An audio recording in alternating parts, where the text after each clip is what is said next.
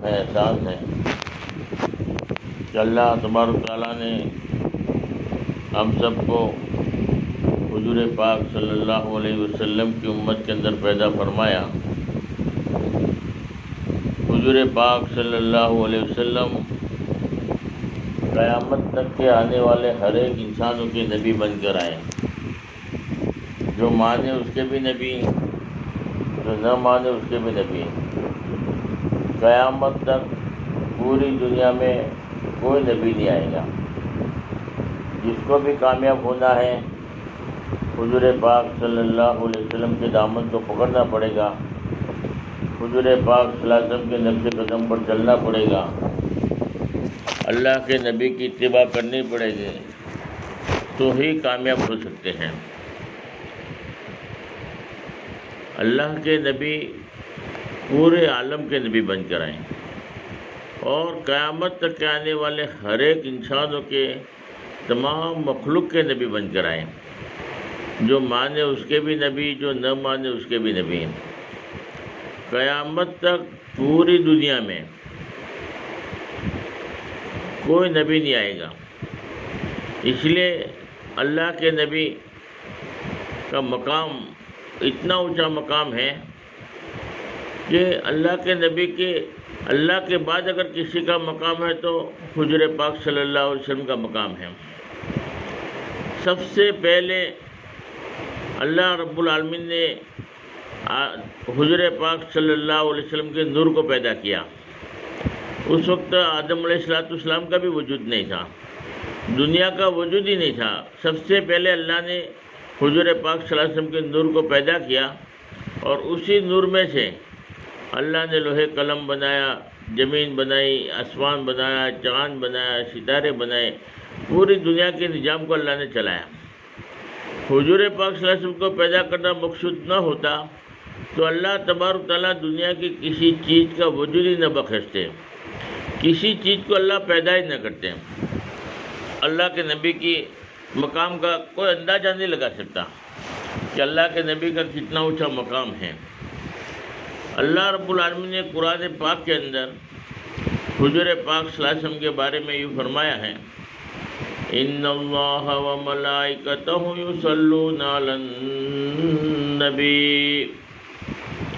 یا ایھا النبی یا ایھا الذین آمنوا صلوا علیہ وسلموا تسلیما اللہم صلی علی محمد وعلی آلہ صلی علی سیدنا محمد وبارک وسلم۔ اس آیت میں اللہ تبارک تعالیٰ یہ فرما رہے ہیں، کوئی شک نہیں، کوئی شک کی گنجائش بھی نہیں۔ اللہ تبارک تعالیٰ خود فرما رہے ہیں، میں خود بھی، اللہ کی ذات خود بھی یہ فرما رہی ہے کہ حضور پاک صلی اللہ علیہ وسلم پر میں درود بھیج رہا ہوں، میں خود بھی درود بھیج رہا ہوں۔ جس نبی کے اوپر اللہ کی ذات درود بھیج رہی ہو، اس نبی کے مقام کا کون اندازہ لگا سکتا ہے؟ درود پاک جس پر بھیجتے ہیں خود خدا ہر دم، کرے اندازہ کیا کوئی بشر ان کی فضیلت کا۔ جس نبی پر اللہ کی ذات درود بھیج رہا ہو، اس نبی کے مقام کا کون اندازہ لگا سکتا ہے؟ تو اللہ نے سب سے پہلے اپنی طرف مخاطب کیا، قرآن گواہ ہے کہ میں خود بھی درود بھیج رہا ہوں، اور پھر اللہ نے اپنے فرشتوں کی طرف مخاطب کر کے یہ فرمایا، میرے فرشتے بھی درود بھیج رہے ہیں، میرے فرشتے بھی میرے نبی سے محبت کرتے ہیں، حبیب سے محبت کرتے ہیں۔ اللہ کے نبی کا مقام دیکھو کتنا اونچا مقام ہے۔ جس نبی پر اللہ کی ذات بھی درود بھیج رہی ہے، جس نبی سے فرشتے محبت کرتے ہیں، فرشتے بھی درود بھیج رہے ہیں۔ اور پھر اللہ نے حکم دیا انسانوں کو، ایمان والوں کو، کہ تم بھی حضور پاک صلی اللہ علیہ وسلم سے محبت کرو، تم بھی حضور پاک صلی اللہ علیہ وسلم پر درود بھیجو اور سلام بھیجو۔ اللہ نے حکم دیا ہے قرآن میں کہ نبی پر درود بھی بھیجو اور سلام بھی بھیجو۔ دو چیزوں کا اللہ نے حکم دیا۔ ایک تو اللہ کے نبی سے محبت کی علامت ہے کہ تم میرے نبی پر یعنی حضور پاک صلی اللہ علیہ وسلم پر درود بھیجو، تو درود پاک کتنا بڑا عمل ہوگا۔ حدیث پاک میں آتا ہے کہ جو آدمی درود پاک پڑھتا ہے اتنا بڑا عمل ہے کہ اللہ کے نبی نے یہ فرمایا کہ جو کثرت سے درود پاک پڑھے گا مرنے سے پہلے پہلے اپنا ٹھکانہ جنت میں دیکھ لے گا۔ اندازہ لگاؤ، جنتی آدمی ہے جو درود پاک کی کثرت کرے، جو نبی سے محبت کرے، جس کے دل میں نبی کی عظمت ہو، محبت ہو، وہی آدمی درود پڑھے گا۔ جو نبی سے محبت کرتا ہوگا وہی درود زیادہ پڑھے گا۔ تو اللہ کے نبی سے محبت کی علامت ہے کہ ہم درود پاک کی کثرت کریں، خوب درود پاک پڑھیں۔ اور فرمایا کہ درود پاک کے بارے میں تو یہاں تک آتا ہے کہ جو آدمی کثرت سے درود پاک پڑھتا ہے، اگر کوئی آدمی پریشان ہے، مصیبت ہے، تکلیف میں ہے، اللہ تبارک تعالیٰ ساری مصیبت ہے، تکلیف ہے، اللہ پاک اس کی دور کریں گے۔ اور کوئی آدمی قرض دار ہے، مقروض ہو گیا ہے، قرضہ سر پر چڑھ گیا ہے، کھانا اچھا نہیں لگتا، پینا اچھا نہیں لگتا، زندگی جینا مشکل ہو گیا ہے، کوئی راستہ نظر نہیں آ رہا ہے قرضہ ادا کرنے کا، کاروبار نہیں چل رہا ہے، پریشانی مصیبت، اللہ کے نبی نے فرمایا کہ درود پاک کے آدمی کثرت کرے گا، پہاڑوں کے برابر بھی اللہ قرضہ ہوگا تو اللہ ادا کرا دے گا۔ کہ نبی سے محبت کرتا ہے اور میں اس کو تکلیف دوں، میں اس کو غمگین حالت میں دیکھوں، فرمایا کہ یہ نہیں ہو سکتا۔ اللہ کے نبی سے محبت اللہ سے محبت کی علامت ہے، لیکن زیادہ سے زیادہ کثرت سے درود پاک کا اہتمام کرنا چاہیے۔ اللہ کے نبی کے احسانات اتنے زیادہ ہیں کہ اگر کوئی آدمی درود پاک نہ پڑھے تو اس سے بڑا بخیل کوئی نہیں ہے، اس سے بڑا کنجوس آدمی کوئی نہیں ہے۔ اتنے بڑے احسانات ہوں جنہوں نے ہمیں جنت کا راستہ بتایا، جنہوں نے ہمیں زندگی جینے کا راستہ بتایا، جنہوں نے ہمیں اللہ تک پہنچایا، اللہ کی پہچان کروائی ہو، اور وہ نبی کی اتنے سارے احسانات کو ہم بھول جاویں اور درود بھی نہ پڑھیں، تو فرمایا کہ اس سے بڑا بخیل اور اس سے بڑا کنجوس کوئی آدمی نہیں ہے۔ اللہ کے نبی پر درود پاک کی ہمیں کثرت کرنا چاہیے، اور درود اتنا بڑا مقبول عمل ہے کہ فرمایا کہ آدمی درود پاک پڑھتا ہے، کوئی عبادت ایسی ہو جو قبول ہو یا نہ بھی ہو، مگر درود پاک ایسا عمل ہے کہ وہ 100% قبول ہو جاتا ہے۔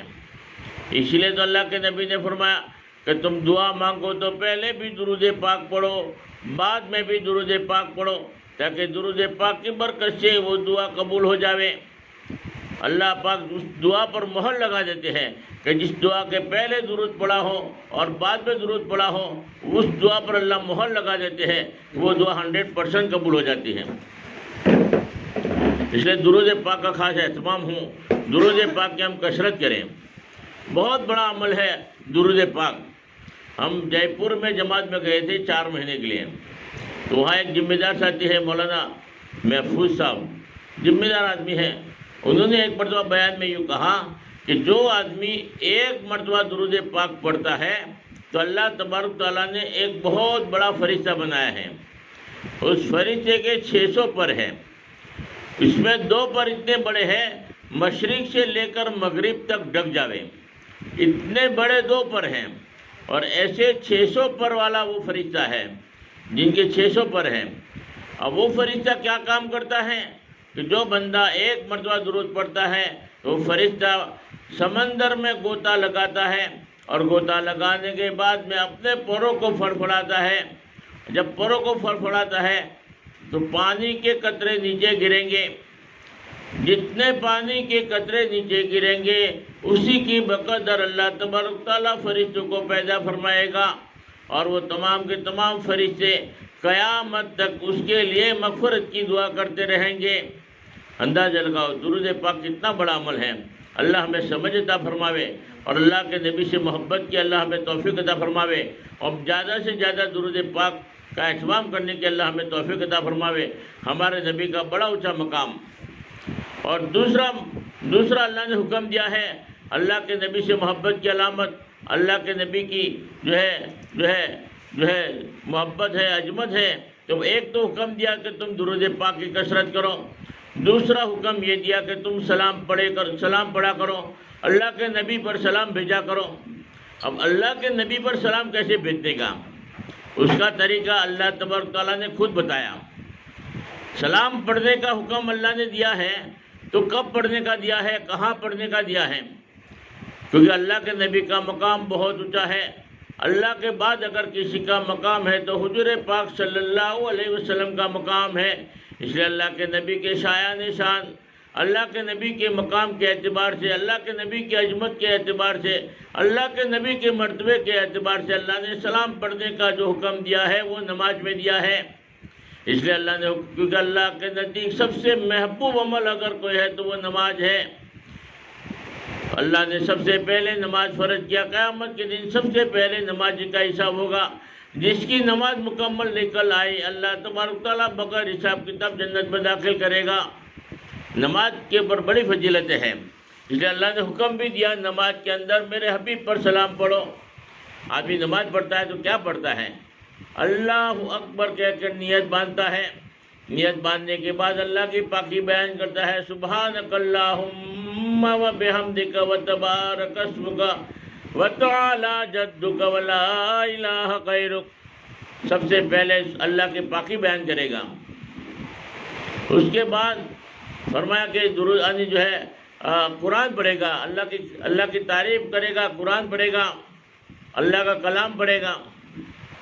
اس کے بعد رکوع کرے گا، رکوع میں اللہ کی تعریف کرے گا، سجدے میں اللہ کی تعریف کرے گا، اور پھر قاعدے میں جب بیٹھے گا تو قاعدے میں بیٹھے گا تو سب سے پہلے کیا پڑھے گا؟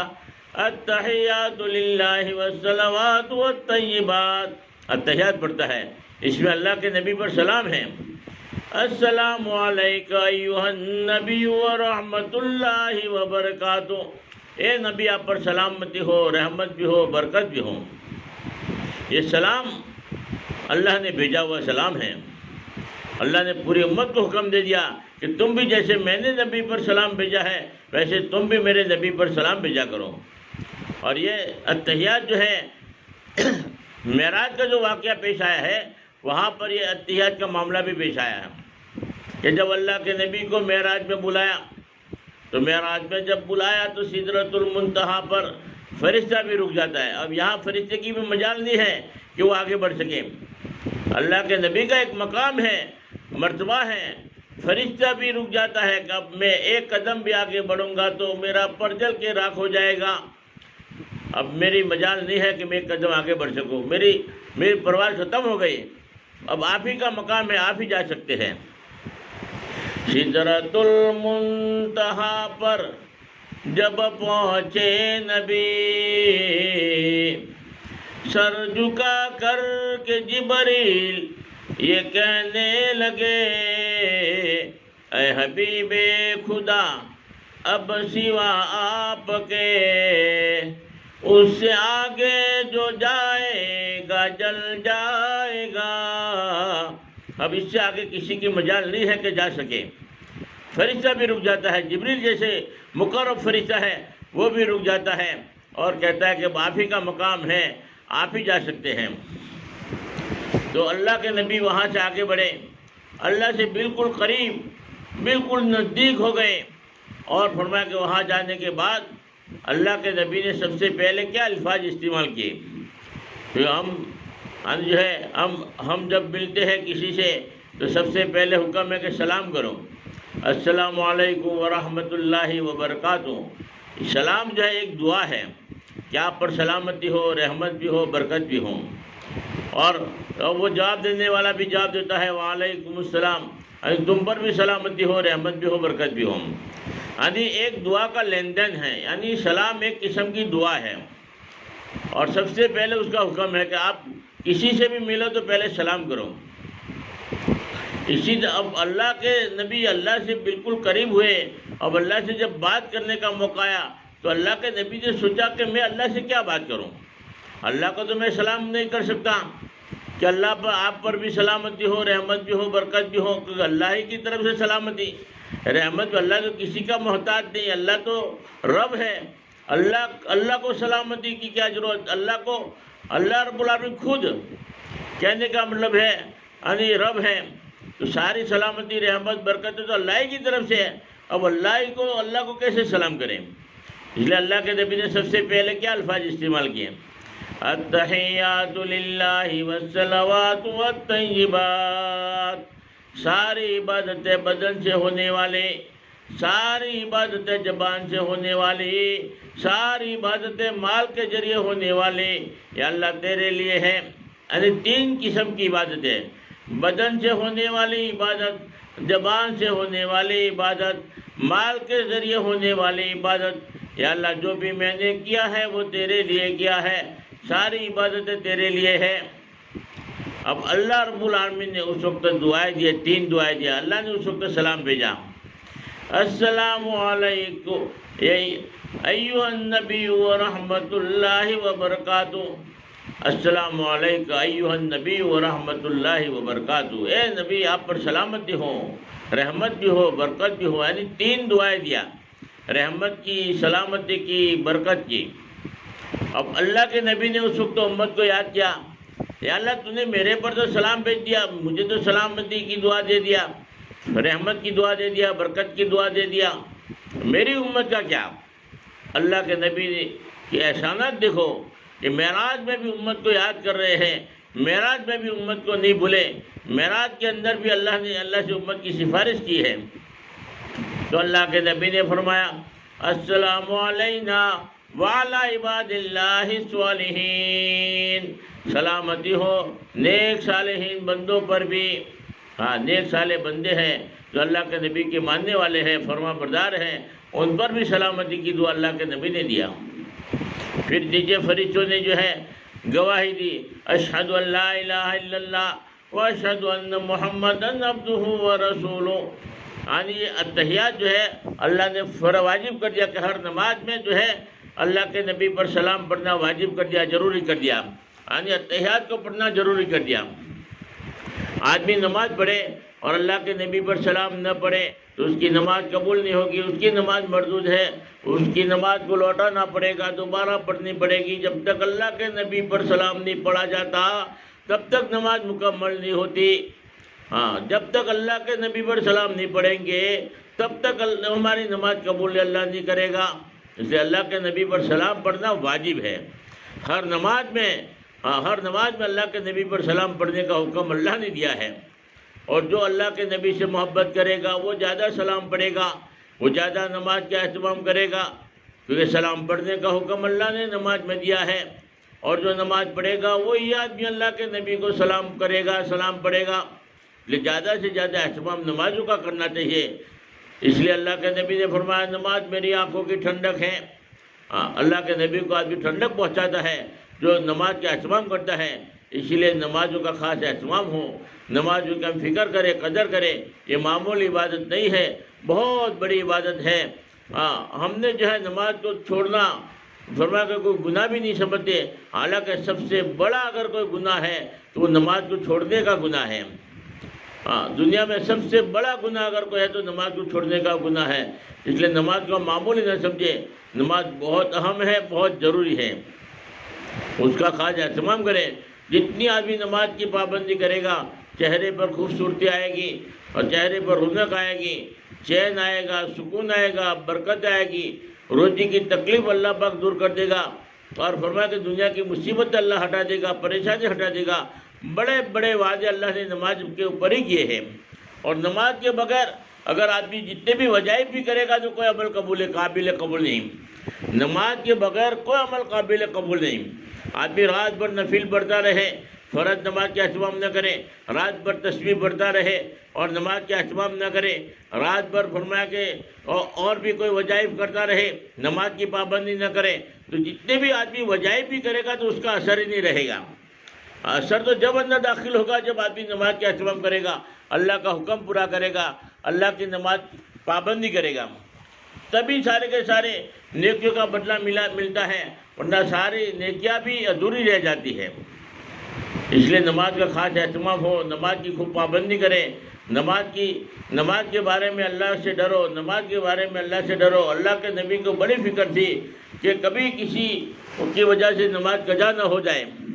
اللہ پاک ہمیں سمجھنے کی توفیق عطا فرماوے، نماز کے مرتبے کو ہمیں سمجھنے کی اللہ توفیق عطا فرماوے، اور نمازوں کا خاص اہتمام کرنے کی اور پابندی کرنے کی اللہ ہمیں توفیق عطا فرماوے۔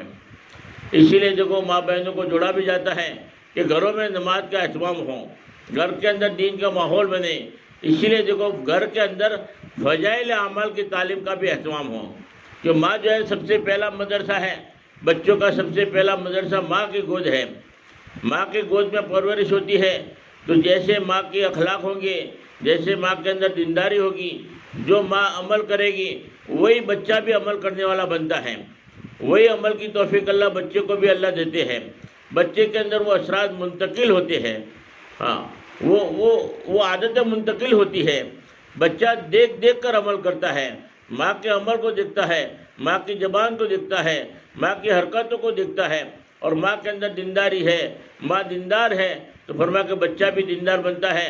پہلے زمانے کے اندر عورتوں کے اندر دینداری تھی تو بڑے بڑے اللہ والے پیدا ہوتے تھے، بڑے بڑے علماء کرام پیدا ہوتے تھے جنہوں نے پوری دنیا میں نام روشن کیا۔ سارے اولیاء کرام، سارے بزرگان دین، سارے جو ہے اللہ والے جو ہے وہ سارے کے سارے ماں کی گود سے پیدا ہوئے۔ پیران پیر عبد القادر جیلانی رحمۃ اللہ علیہ وہ بھی ماں کے گود سے پیدا ہوئے۔ حضرت خواجہ معین الدین چشتی رحمۃ اللہ علیہ ہندوستان کا جن کو بادشاہ کہا جاتا ہے وہ بھی ماں بہنوں کی گود سے پیدا ہوئے۔ اب ماں بہنوں کی زندگیوں میں دین تھا تو بہت بڑے اللہ والے پیدا ہوتے تھے۔ صحابہ کرام بھی ماں کی گود سے پیدا ہوئے، اللہ نے پوری دنیا میں ان سے اللہ نے کام لیا، اور آج ماں بہنوں کی زندگیوں میں سے دین نکلا ہے تو آج ایمان والوں کی ماں بہنوں کی گود سے ایمان کے دشمن پیدا ہو رہے ہیں، دین کے باغی پیدا ہو رہے ہیں، نبی کے دشمن پیدا ہو رہے ہیں۔ فرمایا کہ ایمان والوں کی گود سے، فرمایا کہ کیا ہوا، دین نکل گیا، دین نکلا ہے، اولاد میں بھی بے دینی آ گئی۔ فرمایا گھر کا ماحول اجڑ رہا ہے، گھر کے اندر جو ہے دین نکلا ہے، پریشانی مصیبتیں آنا شروع ہو گئی۔ اس لیے نمازوں کا خاص اہتمام ہو، گھر کا ماحول بنانے کے لیے جو ہے گھروں کے اندر جو ہے فضائل اعمال کی تعلیم کا خاص اہتمام ہو، اور تعلیم کے اندر 6 صفاتوں کا مجاگرہ بھی ہو۔ 6 صفاتوں کا مجاگرہ یعنی ایمان کتنی بڑی دولت ہے جس کے بغیر آدمی جنت میں جا ہی نہیں سکتا، اور جہنم سے بچنے کے لیے بھی ایمان کا ہونا شرط ہے۔ ایمان کس کو کہتے ہیں؟ ایمان یقین کو کہتے ہیں، اللہ سے ہونے کا یقین ہو، غیر اللہ سے نہ ہونے کا یقین ہو، حضور پاک صلی اللہ علیہ وسلم کے طریقوں میں کامیابی کا یقین ہو، غیروں کے طریقوں میں ناکامیابی کا یقین ہو، یعنی ایمان کے تذکرے ہوں، ایمان کا مجاگرہ ہو، تاکہ ہمارے ایمان میں ترقی ہو۔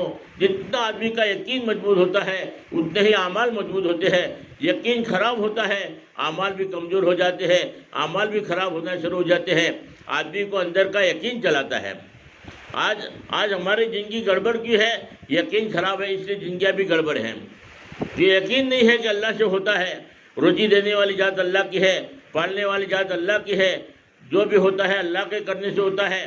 یقین کی خرابی کی وجہ سے فرمایا کہ آدمی جو ہے دھوکے میں باندھ جو ہے آدمی جو ہے غلط کام کرتا ہے، گناہ کا کام کرتا ہے، جن کی خراب رخ پر جو چلتی ہے وہ یقین کی کمزوری کی وجہ سے، کہ آدمی کا اندر کا یقین چلا تھا، اگر یقین مضبوط ہوگا تو عمل بھی مضبوط ہوگا۔ ایک آدمی، ایک مثال دو تاکہ سمجھ میں آوے، ایک آدمی لکڑی کے جو ہے پیس کرتا ہے، چھوٹے چھوٹے، یعنی جو کہا جاتا ہے کمبار، جو لکڑیاں پھاڑنے والا ہے، تو اس کا کام ہوتا ہے لکڑی پھاڑنا اور فرما کے چھوٹے چھوٹے پیس بنانا۔ تو اس کا ایک کاروبار تھا، دھندا تھا، تو ایک آدمی تھا مالدار تھا، اس نے بلایا اس کو کہ میرے گھر میں بھی جو ہے اتنے لکڑیاں جو ہے اس کا چھوٹے چھوٹے پیس بنانا ہے، تو آپ کرو گے کہ ہاں بھائی ہمارا تو کاروبار ہے۔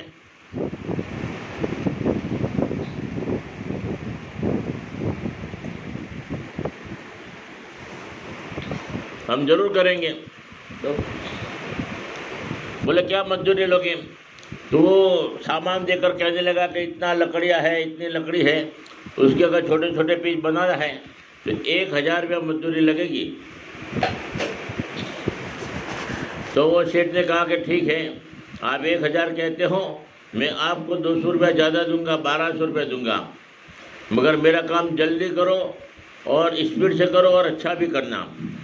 آپ کو 200 روپیہ میں زیادہ دوں گا، 1200 روپیہ دوں گا، آپ 1000 کہہ رہے ہو، میں 1200 دوں گا، مگر میرا کام جلدی کر دو، اور 2 دن کا کام ہے 1 دن میں کر دو، اور اچھا بھی کام کرو۔ تو وہ آدمی بڑا خوش ہو گیا 1,000 روپے کا کام تھا 1200 دے رہا ہے، وہ اس کو کام جلدی کرنا ہے، اسپیڈ سے کرنا ہے۔ تو وہ بڑے شوق سے جو ہے صبح 4 بجے آ گیا، کام پہ لگ گیا، چھوٹے چھوٹے پیس بنانا شروع کر دیا، اور کیونکہ اندر کا یقین آدمی کو چلاتا ہے، 4 بجے اٹھنے پر اندر کا یقین مجبور کرتا ہے۔ اور دوپہر ہو گئی، پسینہ پسینہ ہو گیا، گرمی بہت تھی، دھوپ لگ رہی ہے، پسینہ نکل رہا ہے۔ بچہ جو ہے کھانا لے کر آ گیا، ابا کھانا کھا لو، تو کھانے کے لیے تیار نہیں ہے کہ پہلے تھوڑا کام پورا ہو جائے، پہلے یہ کام پورا کر لو، پہلے اتنا کام پورا کر لو۔ پسینہ پسینہ ہو گیا، 2 بج گئے، کھانا نہیں کھا رہا ہے، اور کام ایک لگن کے ساتھ میں کام کر رہا ہے۔ اب وہ لگن کے ساتھ جو کام کرا اس کو مجبور کون کرتا ہے؟ اندر کا یقین مجبور کرتا ہے کہ مجھے 1200 روپے ملے گا۔ یہ 1200 روپے ملنے کا جو یقین ہے آدمی کو کھانا بھی قربان کرواتا ہے، سونا بھی قربان کرواتا ہے۔ پسینہ پسینہ ہو گیا، تھکن نہیں لگ رہی ہے، تھک رہا ہے، مگر پھر بھی اس کو محسوس نہیں ہو رہی ہے، تھکن محسوس نہیں ہو رہی ہے، کام میں لگا ہوا ہے۔ تو کہنے کا اپنا اندر کا یقین چلاتا ہے۔ ایک آدمی وہاں سے گزرا، پوچھا بھائی شیٹ کیا کام کر رہے ہو؟ تو اس نے کہا کہ بھئی یہ لکڑیوں کے پیس بنا رہا ہوں۔ بولے کس کا کام کرے گا؟ فلاں شیٹ صاحب کا۔ کتنا طے کیا ہے، کتنا پیسہ ملے گا؟ تو اس نے کہا کہ دیکھو شیٹ صاحب کو میں نے کہا تھا 1,000 روپے مزدوری لگے گی، اور وہ شیٹ صاحب بہت اچھا ہے، اس نے مجھے 1200 روپے دینے کو کہا ہے کہ میں 200 روپے زیادہ دوں گا، اور میرا کام جلدی کرو، اسپیڈ سے کرو، اور 1200 روپے دینے کو کہا ہے۔ تو وہ جو آدمی آیا تھا اس نے جو پوچھا تھا وہ شیٹ کو پہچانتا تھا۔ اس نے اس کو کہا کہ وہ شیٹ صاحب، یہی شیٹ صاحب جو تم کہہ رہے ہو کہ ہاں برابر یہی شیٹ صاحب، کہ وہ تم کو 1200 روپے دے گا؟ میں اس کے پاس میں 100 روپیہ مانگتا ہوں، اور وہ 100 روپیہ لینے کے لیے میری 4 جوڑی چپلیں ٹوٹ گئی، اور چکریں کھا کھا کے میں تھک گیا، اور وہ مجھے 100 روپیہ نہیں دے رہا ہے، اور وہ تمہیں 1200 روپیہ کیسے دے گا؟ بس اتنا کہنا تھا کہ وہ جو یقین تھا وہ شک کے اندر مبتلا ہو گیا۔ اب وہ سوچ میں پڑ گیا کہ یار شیٹ صاحب ایسے ہے، 200 روپیہ زیادہ بولا ہے، کام جلدی کروا رہے ہیں، اور ہو سکتا ہے کہ مجھے پیسہ ملے گا کہ نہیں ملے گا۔ یہ آدمی 100 روپیہ مانگتا ہے، 100 روپے کے لیے بیچارہ جو ہے 4 جوڑی چپل ٹوٹ گئی، اور اتنا چکر کھا کھا کے تھک گیا، پھر بھی 100 روپیہ ان کو نہیں دے رہا ہے۔ اب میرا کام پورا ہو جائے گا، اور 1200 روپیہ لینے کے لیے میں جاؤں گا، اب 1200 روپیہ بھی مجھے نہیں دے گا تو مجھے بھی چکر کھلوائے گا، تو میں کیا کروں گا؟ اندر شک پیدا ہو گیا کہ پہلے تو یقین تھا کہ 1200 روپے ملے گا، اب وہ شک میں مبتلا ہو گیا۔ اب شک کی بنیاد پر آدمی چلتا نہیں ہے۔ اب پہلے یقین تھا، آدمی کو اندر کا یقین چلاتا ہے، اب یقین میں شک پیدا ہو گیا۔ اب شک پیدا ہو گیا تو اب کام کرنا بوجھ پڑ رہا ہے، کام پورا کروں نہ کروں، پیسہ ملے گا کہ نہیں ملے گا، شک پیدا ہو گیا۔ اب ہمت ہی نہیں ہو رہی ہے، اب ہتھوڑا ہی نہیں اٹھتا، اور وہ کام کرنے کا وہ شوق ہی ختم ہو گیا۔ اور فرمایا کہ اس نے جو ہے فوراً جو ہے ہتھوڑا رکھ دیا، کام بند کر دیا، اور گیا شیٹھ کے پاس۔ شیٹھ صاحب کو پاس جا کر کہنے لگا کہ شیٹھ صاحب بڑی مجبوری آ گئی ہے، بڑا اچانک کام آ گیا ہے، اور مجھے اچانک ارجنٹ پیسے کی ضرورت ہے، مجھے جو ہے 500 روپیہ یا 600 روپیہ ضرورت ہے، تو مجھے ابھی دے دو۔ اب 500-600 کا کام ہو گیا تھا، اس نے کہا 500-600 روپیہ لے لے، بعد میں پورا کریں گے۔ اب پورا کرنے کے بعد دیوے نہ دیویں، اب وہ 500-600 اس سے مانگا شیٹھ صاحب 500-600 روپیہ مجھے ابھی دے دو، مجھے ارجنٹ ضرورت ہے، دوائی خانے جانا ہے، بچہ بیمار ہو گیا ہے، یہ طے کر کے۔ اب وہ شیٹھ صاحب نے جو ہے کہ کام پورا کرو پیسہ لے جاؤ، بولے کہ نہیں مجھے ابھی ارجنٹ ضرورت ہے، مجھے اتنا پیسہ دے دو ابھی۔ اور وہ 600 روپیہ شیٹھ صاحب نے دے بھی دیا، اور وہ لے کر گھر آیا، مگر شک پیدا ہو گیا تھا کہ وہ 600 تو دے دیا، کام پورا کروانے کے لیے دیا ہوگا، اب کام پورا کرنے کے بعد باقی کا 600 دے گا کہ نہیں دے گا، اور وہ شک ہے، اور آدمی شک کی بنیاد پر نہیں چلتا۔ شیٹھ صاحب نے کہا کہ کام پورا کرو، بولے کہ یار میں مجبور ہوں، میرا یہ ہے وہ ہے، بہانہ بنا رہا ہے، کیونکہ اب ہمت نہیں ہو رہی ہے۔ پہلے یقین تھا تو آدمی شوق سے کر رہا تھا، اب شک کے اندر مبتلا بات ہو گئی تو اب یقین نہیں ہے، تو اب وہ بہانہ بنا رہا ہے، کام پورا نہیں کر رہا ہے۔ آدمی شک کی بنیاد پر نہیں چلتا۔ جیسے ایک آدمی جو ہے جا رہا ہے، یہاں سے احمد آباد جانا ہے، گاڑی لے کے جا رہا ہے، آگے جا کر پوچھا کہ احمد آباد جانا ہے تو راستہ کون سا ہے. اب کیونکہ اس کو معلوم نہیں احمد آباد جانے کا راستہ کون سا ہے. اب وہ پوچھے گا، جب تک آدمی کو یقین نہیں آئے گا تب تک آدمی چلتا نہیں ہے. احمد آباد جانے کا راستہ معلوم نہیں تو پوچھے گا. آدمی کو اندر کا یقین چلاتا ہے. اب ایک آدمی کو پوچھا بھائی احمد آباد جانے کا راستہ کون سا ہے، تو اس نے سر کھجاتے کھجاتے یوں کہا کہ مجھے ایسا لگ رہا ہے کہ یہ راستہ احمد آباد جاتا ہوگا. اور وہ آدمی گاڑی اسٹارٹ نہیں کرے گا، کیونکہ اس میں بھی شک ہے. یہ راستہ احمد آباد جاتا ہوگا تو جاتا ہے نہیں جاتا ہے وہ تو پرفیکٹ ہوا نہیں، وہ گاڑی اسٹارٹ نہیں کرے گا. اور دوسرے کو پوچھے گا، تیسرے کو پوچھے گا. اور کوئی آدمی یوں کہا کہ یہ سیدھا راستہ احمد آباد جا رہا ہے، کہیں رکنے کی ضرورت نہیں ہے، کہیں مڑنے کی ضرورت نہیں، سیدھا راستہ احمد آباد جا رہا ہے. اور وہ فوراً گاڑی اسٹارٹ ہو جائے گی اور چلنی شروع ہو جائے گی. اب آگے جانے کے بعد پھر 2 راستے آ گئے.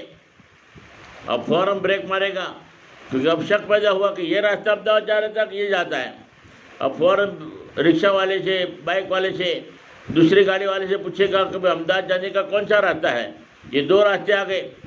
اب وہ گاڑی والا کہنے لگا کہ یہ راستہ سیدھا احمد آباد جا رہا ہے. فوراً گاڑی اسٹارٹ ہو جائے گی.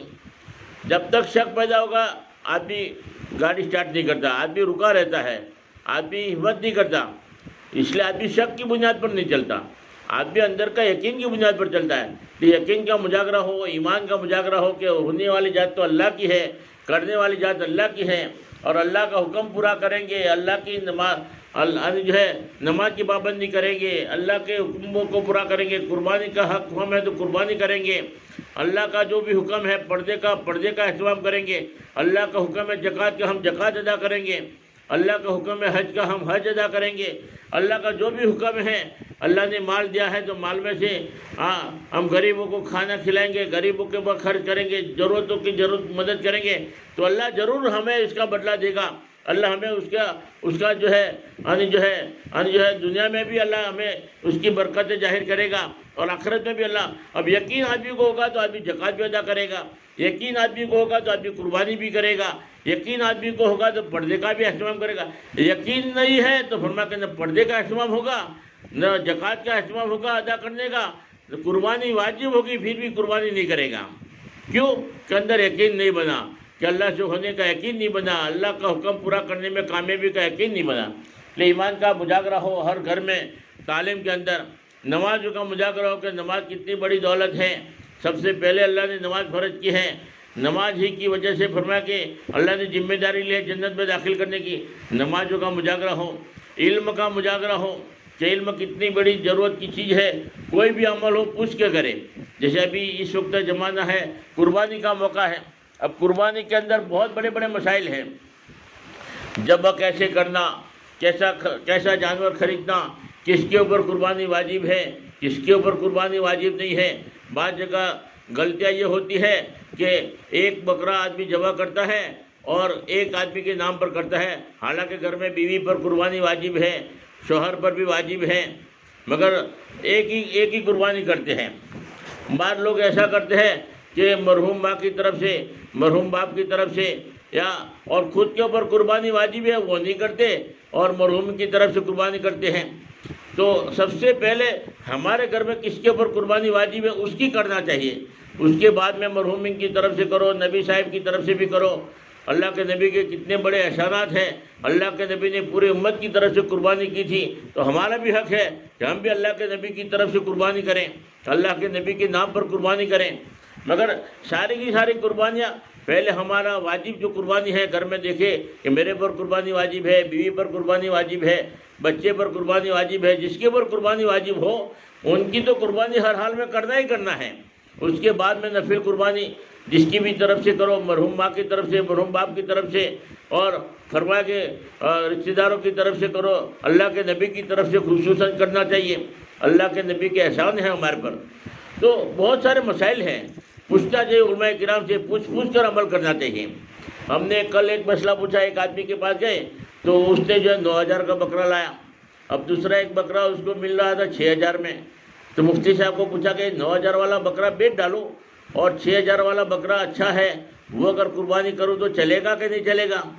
تو مفتی صاحب نے کہا دیکھو تم 9,000 کی نیت کر کے جو بکرا خریدا تھا قربانی کے لیے، اور 6,000 والا اگر بکرا خریدنا ہے تو 3,000 روپے صدقہ کرنا پڑے گا. قربانی تو ہو جائے گی، مگر کیونکہ 2,000 روپے 6,000 والا بکرا آپ کرو گے تو 3,000 روپے تم کو صدقہ کرنا پڑے گا۔ یعنی بہت سارے مسائل ہیں۔ ہاں، اور تم 9,000 والا بکرا کر بیچ کر 11,000 والا لاتے ہو تو کوئی مسئلہ نہیں ہے۔ اگر تم نے سستا لائے تو فرمایا کہ جو باقی کی رقم بچے گی وہ صدقہ کرنی پڑے گی۔ یعنی الگ الگ نوعیت کے الگ الگ مسائل ہوتے ہیں، لیکن علم کی ضرورت پڑتی ہے ہر جگہ پر۔ ہاں، بہت ساری جگہ پر یعنی جو ہے علم جو ہے، ہم ایک جگہ پر کل گئے تو کہا کہ بھئی تمہارے قربانی کس کی طرف سے کرنے کی ہے؟ کہ مرحوم کی طرف سے کرنے کی ہے، ان کی بیوی کا انتقال ہو گیا تو ان کی طرف سے کہ میں کر رہا ہوں، تو اس کے اوپر قربانی واجب نہیں۔ دوسرا بھی تو کہا جس کے اوپر واجب تھی ان کی طرف سے نہیں کر رہے ہیں، مرحوم کے اوپر پہلے جس کے اوپر واجب ہے ان کی طرف سے قربانی کرو اور پھر جو ہے مرحومین کی طرف سے کرو۔ واجب ضروری ہے، بعد میں نفل ہے۔ بولے کہ بھئی نبی صاحب کی طرف سے کرو، بولے کہ ہو گئی، پہلے ماں کی طرف سے کیا تھا، دوسرے سال باپ کی طرف سے کیا تھا، پھر ایک مرتبہ نبی صاحب کی طرف، ہر سال ہم تو کرتے رہتے ہیں، ایک ہی بکرا کرتے ہیں۔ تو ایسا نہیں ہے، بلکہ پوچھنا چاہیے، علماء کرام سے تحقیق کرنا چاہیے کہ کس وقت کیا نوعیت ہو، جو نوعیت ہو ان کو تحقیق کر کے جو عمل کرنا چاہیے۔ بعض بکرے میں نقص ہوتا ہے، کوئی خامی ہوتی ہے، ہم یہ سمجھتے ہیں کہ چلے گا، مگر علماء کرام سے پوچھنا چاہیے کہ ایسا نقص والا بکرا ہے تو وہ چلے گا کہ نہیں چلے گا۔ اگر علماء کرام ہمارے رہبر ہیں، وہ کہیں گے اسی کے مطابق، جس کے اوپر جس مفتی صاحب پر جن کو سر صدر ہو، وہ اپنے علماء کرام سے پوچھ کر جو ہے عمل کریں، تاکہ علم کا مذاکرہ ہو۔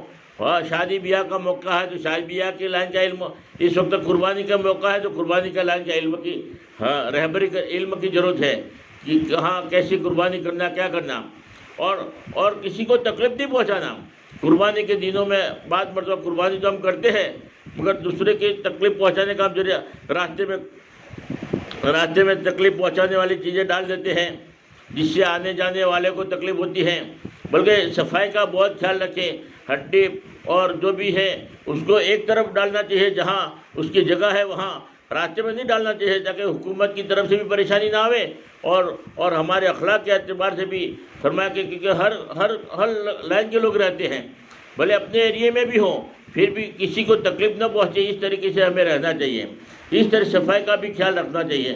اور بعض مرتبہ جو ہے بہت غریب لوگ ہیں، جن کے گھر میں قربانی نہیں ہوتی اور وہ قربانی نہیں کر سکتے، اور ان کی حیثیت بھی نہیں ہے قربانی کرنے کی، غریب ہیں جن کے اوپر واجب ہی نہیں ہے، تو ایسے گھروں کا خیال رکھے، ان تک پہنچاوے۔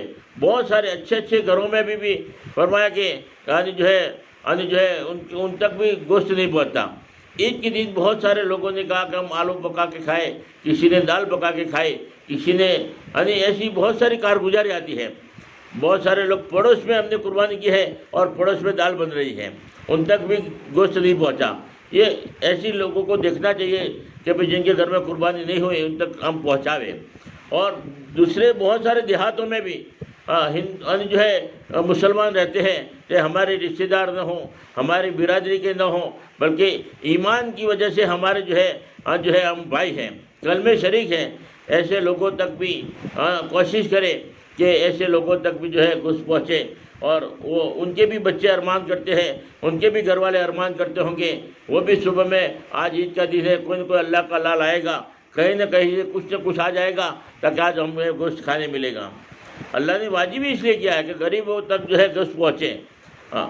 پورا کا پورا جو ہے فریج میں رکھنا اور رکھ دینا، ہم کو اللہ کے لیے قربانی کرنا ہے، کھانے کے لیے نہیں کرنا، بلکہ ضرورت ہے، فیملی بڑی ہے، جتنی ضرورت ہے اتنا ہم رکھو، باقی جو ہے تقسیم کرنے کا ہم جذبہ بناویں، ہم خوب تقسیم کریں تاکہ زیادہ سے زیادہ ہمارے قربانی قبول ہو۔ اصل قبولیت ہے، اللہ کو قبول، اللہ نے پسند کر لیا کہ تو نے میرے لیے قربانی کیا ہے، اور جیسا حق تھا ویسا تو نے ادا کیا ہے، بس ہمارا کام ہو گیا۔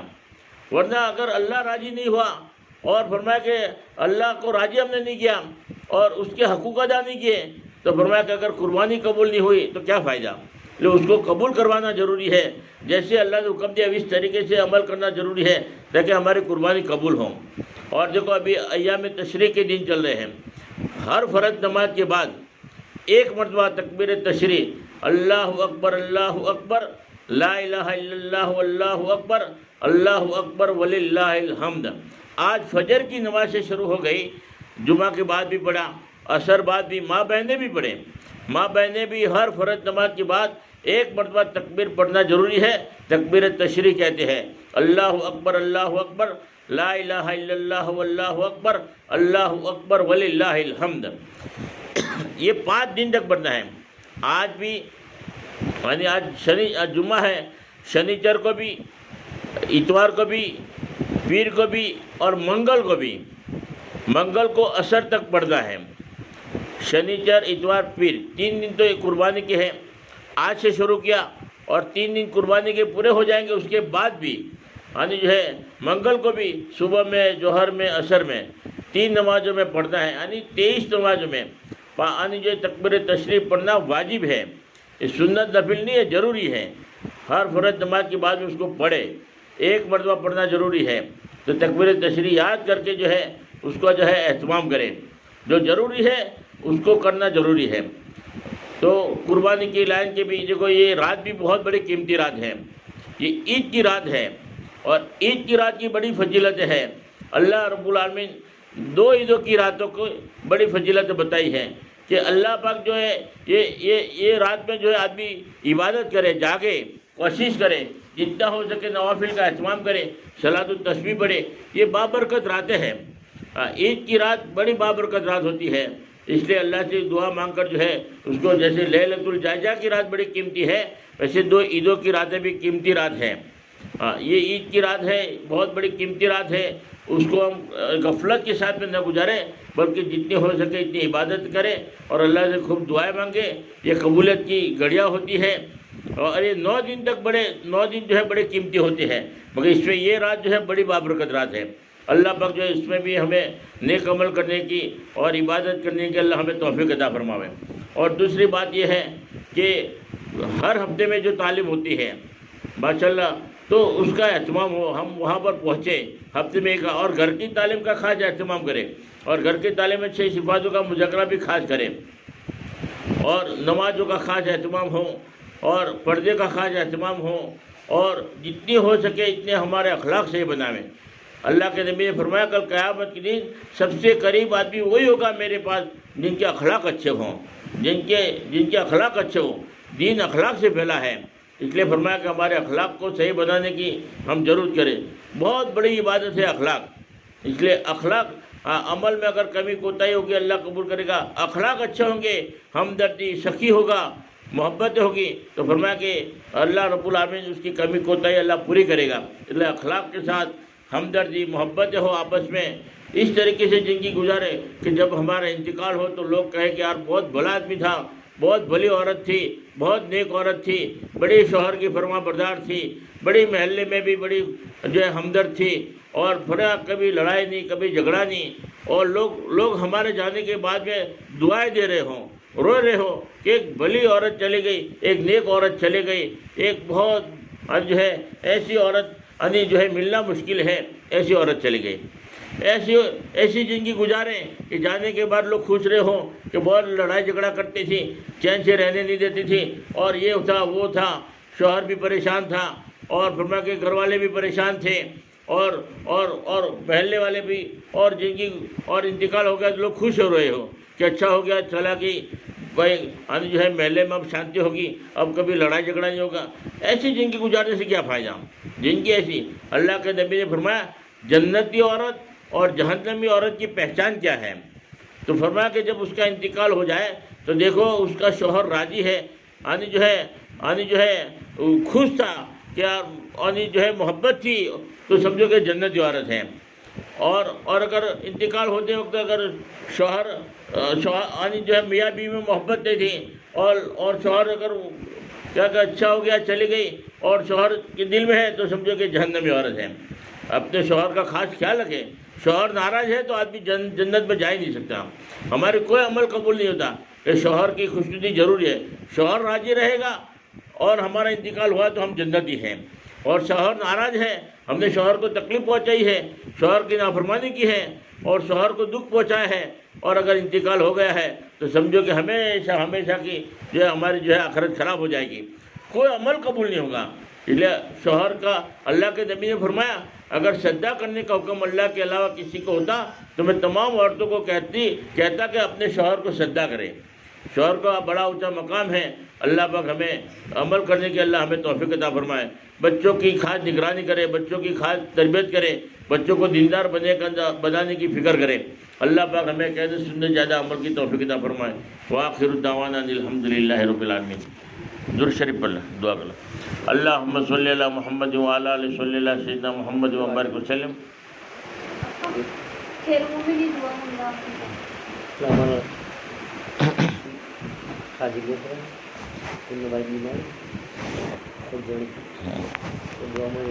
یا اللہ تو ہمارے گناہوں کو معاف فرما، رحم کا، کرم کا، عافیت کا، تربیت کا معاملہ فرما۔ یا اللہ جتنی بھی ماں بہن یا جن کی صحبت جڑی ہے بیٹھی ہے، تمام ماں بہنوں کو حج بیت اللہ نصیب فرما۔ جو پریشان حال ان کی پریشانی کو دور فرما، جو بیمار ہیں ان کو شفائے کاملہ عاجلہ عطا فرما۔ یا اللہ خصوصاً یا اللہ جو خیر نہ پایا، جو بھی بیمار ہے، جو بھی کہنے کے لیے آیا، اللہ ان کو شفائے کاملہ عاجلہ عطا فرما۔ یا اللہ ان کی تکلیف کو دور فرما۔ یا اللہ ان کی بیماری کو دور فرما۔ یا اللہ رحم کا معاملہ فرما، کرم کا معاملہ فرما۔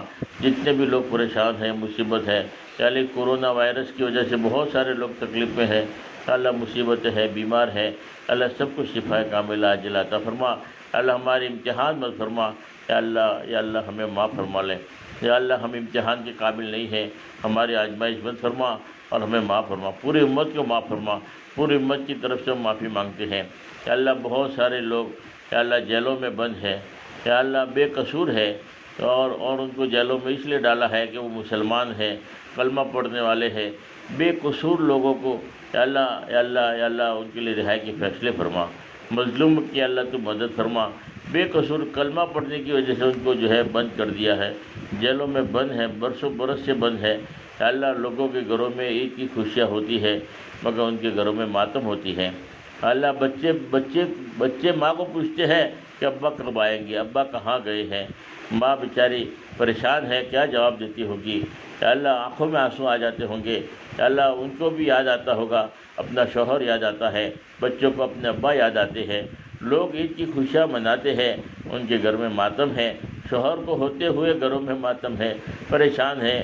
یا اللہ کوئی قصور نہیں ہے، قصور یہ ہے کہ مسلمان ہیں، ایمان کی وجہ سے ان کو جیلوں میں ڈالا ہے۔ یا اللہ ایسے مظلوموں کے لیے رہائی کے فیصلے فرما۔ یا اللہ تو رہائی کے فیصلے فرما۔ یا اللہ تو ان کی مدد فرما۔ یا اللہ تو ان کی مدد فرما اور جلدی سے ان کو چھٹکارا نصیب فرما۔